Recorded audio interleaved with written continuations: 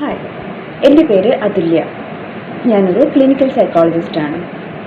എങ്ങനെ സുന്ദരമായിട്ട് വഴക്കുകൂടാം, അല്ലെങ്കിൽ മറ്റൊരു വ്യക്തിയുമായി നമുക്കുണ്ടാകുന്നൊരു അഭിപ്രായ വ്യത്യാസം അതെങ്ങനെ ആരെയും വേദനിപ്പിക്കാതെ എന്ന് എൻ്റെ പോയിന്റ് കൃത്യമായി മുൻപോട്ട് വരുന്ന രീതിയിൽ എങ്ങനെ പ്രകടിപ്പിക്കാം, അതിനെപ്പറ്റിയാണ് ഞാനിന്നിവിടെ പറയാൻ പോകുന്നത്.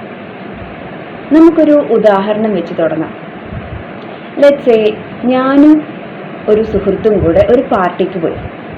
ആ പാർട്ടിക്ക് പോയപ്പോൾ എൻ്റെ കൂടെ വന്ന സുഹൃത്ത് അവരുടെ പണ്ട് കൂടെ പഠിച്ചൊരു ആളെ കണ്ടു. അവരുടെ അടുത്ത് സംസാരിച്ച്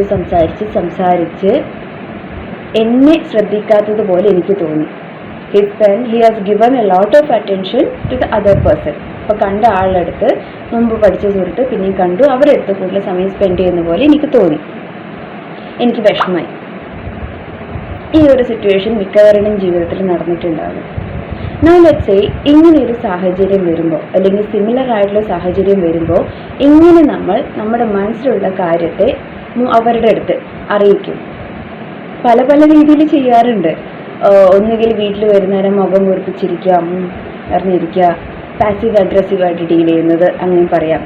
അല്ലെങ്കിൽ അത് മനസ്സിൽ വെച്ചിട്ട് ഒരു ജനറലൈസേഷൻ സ്റ്റേറ്റ്മെന്റ് ഉണ്ടാക്കുക, നിങ്ങൾക്കല്ലേ പണ്ട് എന്നെ ഇഷ്ടമല്ലല്ലോ, അങ്ങനെ ചെയ്യാം. പക്ഷെ ഇതൊന്നും അല്ല ശരിക്കും വഴക്ക് കൂടുന്നത്.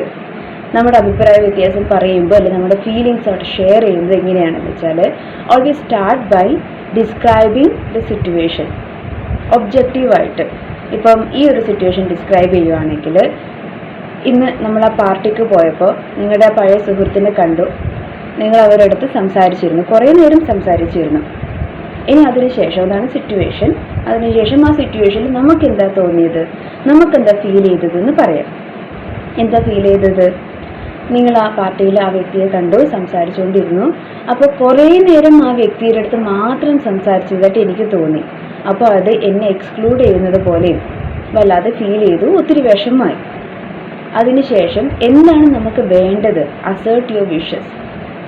You can just say, ഇനി നെക്സ്റ്റ് ടൈം നീ ഒരു പാർട്ടിക്ക് നീ പോവുകയാണെങ്കിൽ ഐ റിയലി വിഷ് എന്നെയും കൂടി സംഭാഷണത്തിൽ ഇൻക്ലൂഡ് ചെയ്യണം.